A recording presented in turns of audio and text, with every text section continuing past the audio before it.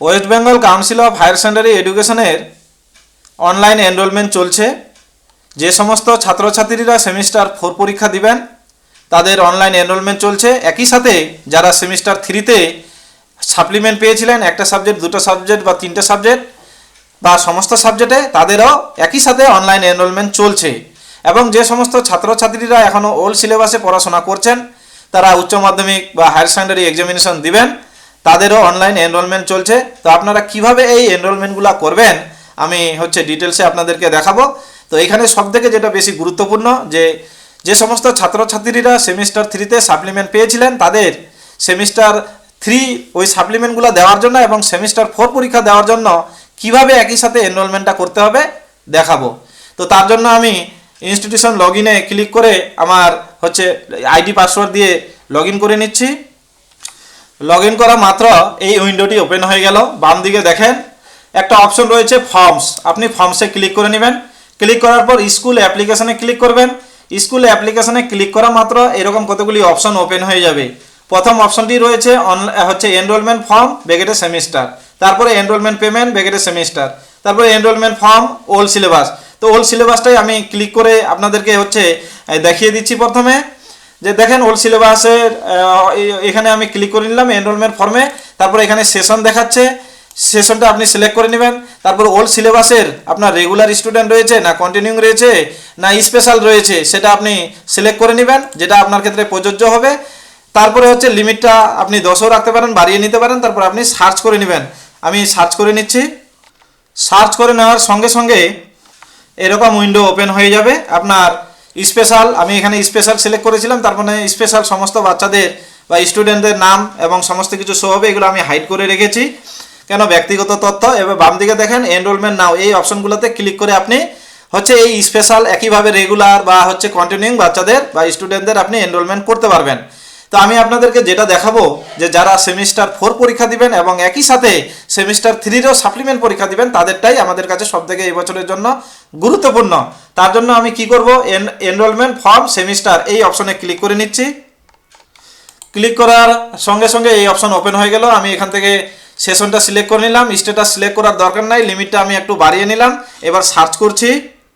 Search করা মাত্র এরকম চলে আসলো আমার 35টি বাচ্চা সেমিস্টার 4 পরীক্ষা দিবে। এবার এইখানেই কিন্তু ধরেন যে কোনো একটা বাচ্চা, ধরেন এই প্রথম বাচ্চাটাই মানে স্টুডেন্টটাই এই সেমিস্টার 4 পরীক্ষা দিবে, তার সঙ্গে সঙ্গে সাপ্লিমেন্ট পরীক্ষাও দিবে সেমিস্টার 3-র, একটা হোক, দুইটা হোক, তিনটা হোক, জয়টাই হোক না কেন। তাহলে কিন্তু আপনি একই সাথে এই এনরোলমেন্ট নাও ক্লিক করেই কিন্তু আপনি এনরোলমেন্টটা করতে পারবেন। তো আমি এই যেগুলা সে শুধুমাত্র সেমিস্টার 4 পরীক্ষা দিবে যে সমস্ত স্টুডেন্ট, তাদের এনরোলমেন্ট নাও করাটা তো সহজ। কিভাবে করবেন সেটা আপনারা এর আগেও করেছেন। আমি ওই সাপ্লিমেন্টের জন্য এমন একটা আমার স্টুডেন্ট নিয়ে নিচ্ছি যে সেমিস্টার 3-তে সাপ্লিমেন্ট পেয়েছে, সেই রকম আমি একটা স্টুডেন্ট নিয়ে ওর এনরোলমেন্ট ফর্মটা আমি ওপেন করে নিচ্ছি, অর্থাৎ এনরোলমেন্ট নাও বাটনটা ক্লিক করছি। তাহলে আমি আমার একটা স্টুডেন্টের এনরোলমেন্ট ফর্মটা ওপেন করে নিয়েছি, যে সেমিস্টার 3 পরীক্ষা দিবে সাপ্লিমেন্টের পরীক্ষাগুলো এবং সেমিস্টার 4ও দিবে। তাহলে ওর ফর্মটা ওপেন হয়ে গেল। এবার ফর্মটার একটু নিচের দিকে চলে যাই। এবার নিচের দিকে চলে আসলাম। দেখেন এই যে এনরোলমেন্ট এর কিসের আমি এনরোলমেন্ট করতে চাইছি, সেমিস্টার 3 এর সাপ্লিমেন্টের জন্য এনরোলমেন্ট করব এবং সেমিস্টার 4 এর রেগুলার হিসাবে সেমিস্টার 4 পরীক্ষা দিবে সেটাও আমি এনরোলমেন্ট করব। তার জন্য এই অপশনটা আপনাকে ক্লিক করে নিতে হবে। এবার সেমিস্টার 3-তে কি পরীক্ষা দিবে সাপ্লিমেন্ট হিসাবে, বাংলা দিবে, এডুকেশন দিবে, তবে এডুকেশনটা অপশনাল। এবার এখানে আবার নিচে অপশন দিচ্ছে will you appear for optional elective. এই স্টুডেন্টটা কি অপশনাল ইলেকটিভে কি পরীক্ষায় বসবে? যদি বসে তাহলে ইয়েস করবেন, নাহলে কিন্তু আপনাকে নো করতে হবে। তারপরে বাকি বাদ্য আপনারা সমস্ত কিছুই জানেন, যে পার্সেন্টেজ দিয়ে দিতে হয় সেমিস্টার 4-এ ও কতদিন উপস্থিত হয়েছিল সেই অনুযায়ী আপনাকে পার্সেন্টেজ বসাতে হবে। তাহলে এই ছিল আমাদের এখানে ভাইটাল একটা জিনিস। যারা সেমিস্টার 4 এবং সেমিস্টার 3 সাপ্লিমেন্ট দিবে তাদেরকে কিন্তু দুটো অপশনেই এখানে তাদের ক্ষেত্রে ক্লিক করে নিতে হবে আপনাকে। আমি এবার ফর্মটা নিচের দিকে একবারে চলে যাচ্ছি।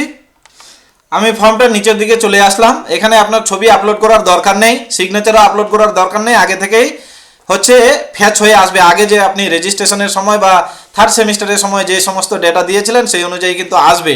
উপরে লেখাই আছে if the photograph or signature is change the registration certificate must be reprinted. আপনি যদি চেঞ্জ করেন তাহলে কিন্তু এই রেজিস্ট্রেশন সার্টিফিকেটটা আবার কিন্তু আপনাকে রিপ্রিন্ট করতে হবে, মানে প্রিন্ট করতে হবে আবার।